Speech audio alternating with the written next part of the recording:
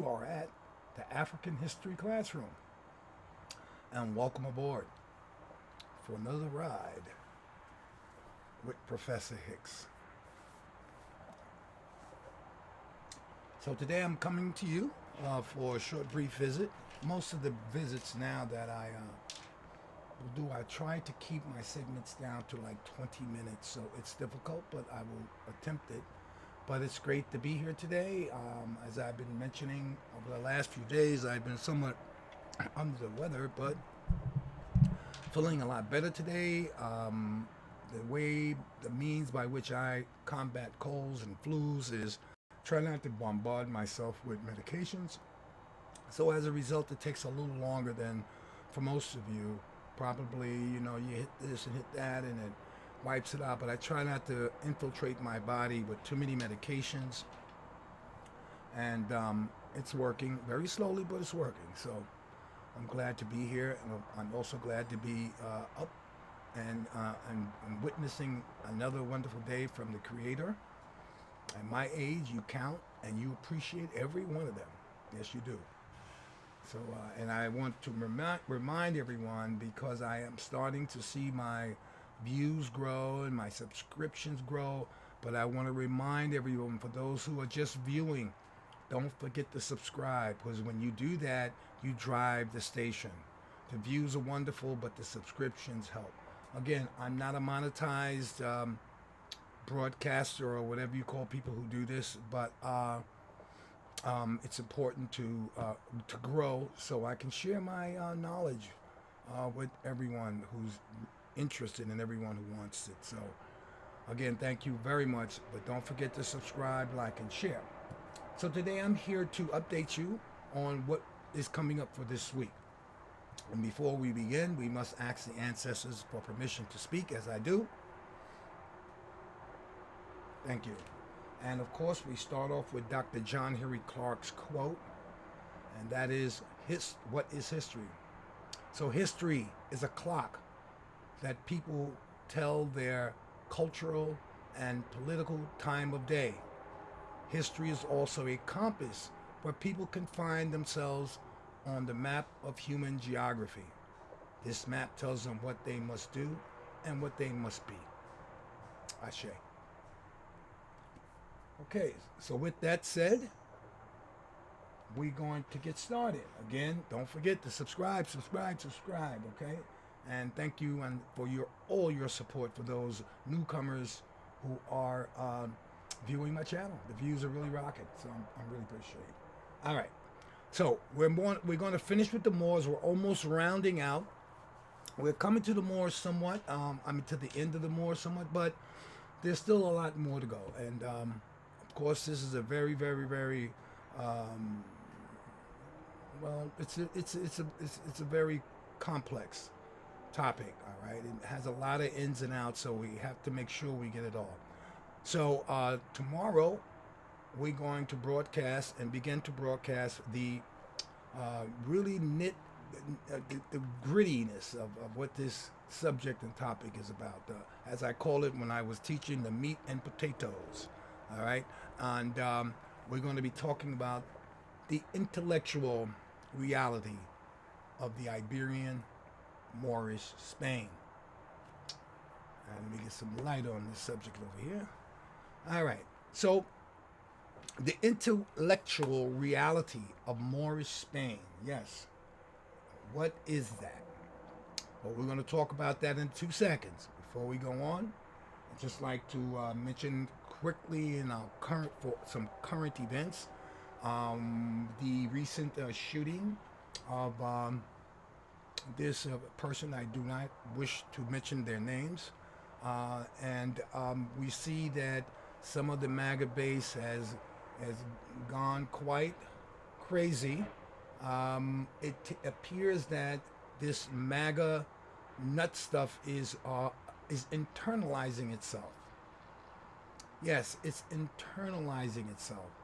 We now seem to know, or being reported, that this person who killed this other person, that they are both from the same vein. Yes.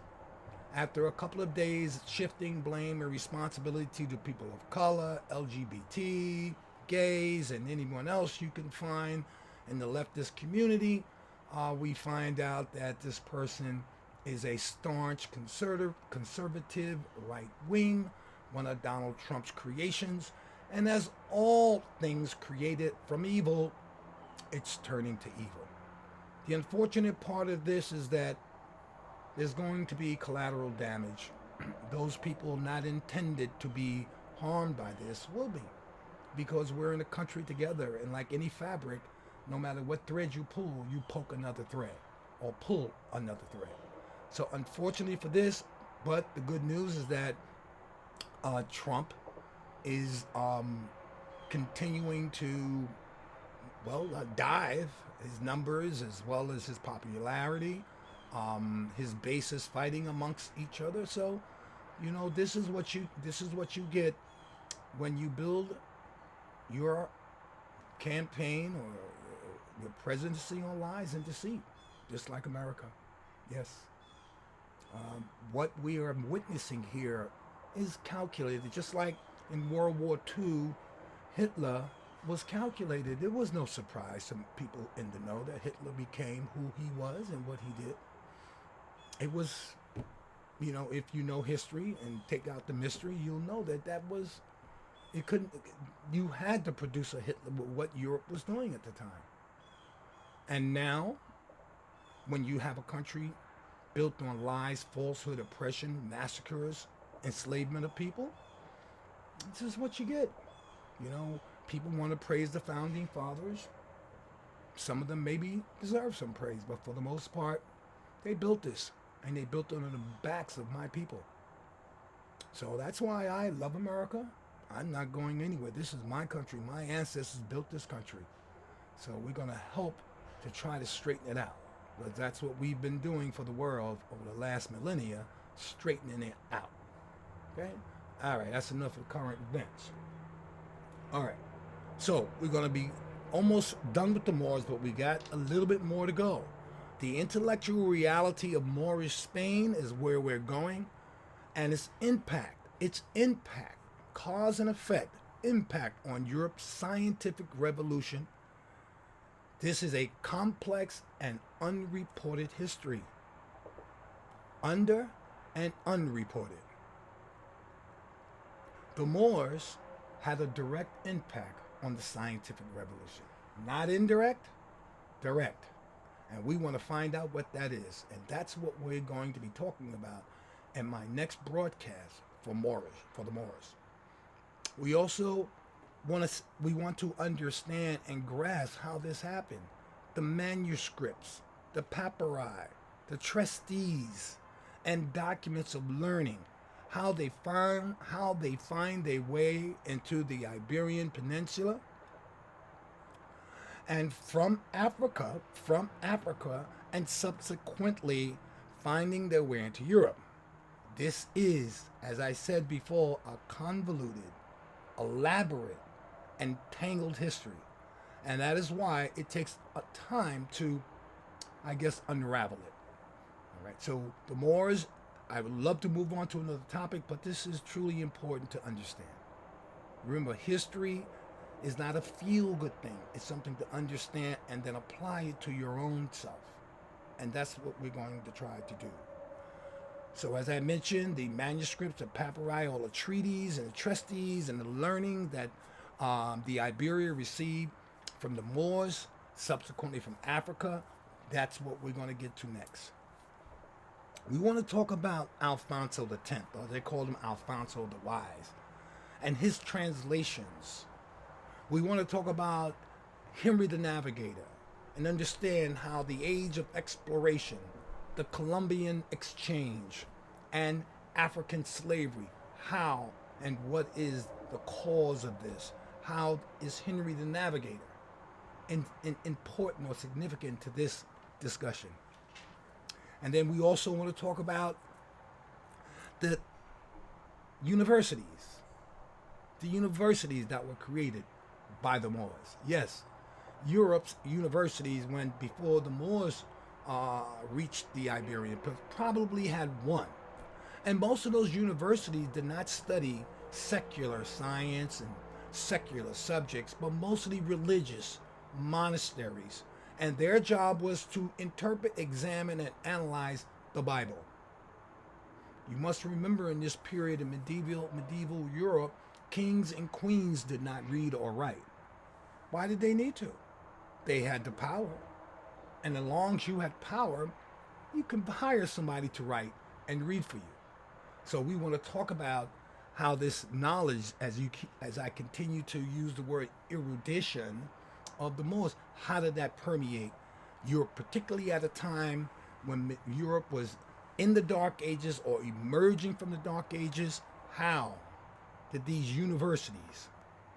We're going to also find out how some of this knowledge was gained by theft. How some of this knowledge was gained by outright plagiarism.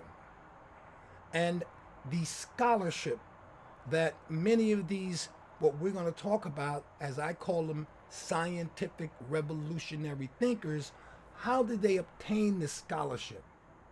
How did Europe come from the Dark Ages into this flowering of brilliance in a matter of 150 years?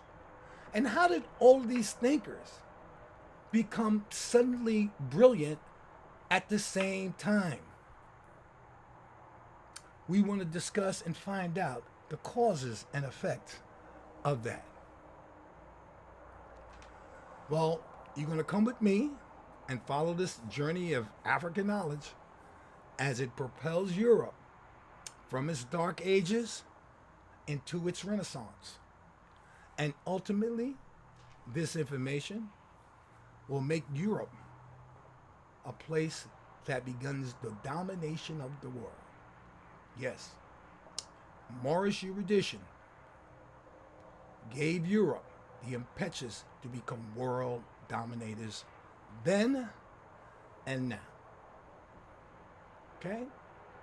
All right, so my next broadcast will be tomorrow, and the things I just discussed, the list of things is what is on the table for tomorrow. Again, we will try to keep our sessions, well, I'm not going to try, but we're going to let it take us where it may. All right? This particular video will be on Facebook. And for those who are interested in learning more about the Moors on tomorrow's lesson, you will have to join my channel. That is the Hicks Connection. And tap on the African History Classroom, where I will provide you with this wonderful information, and you can take it and use it as part of, well, whatever you want. Hopefully you're going to take it and share it with someone, because that's what we should be doing. All right. But for the what I will call the meat and potatoes of this information will not be on Facebook. It will be on my channel on YouTube, the Hicks Connection. Right? So please join me tomorrow. If you're watching this now on Facebook, thank you. And I will say, Ashe, and hope to see you tomorrow.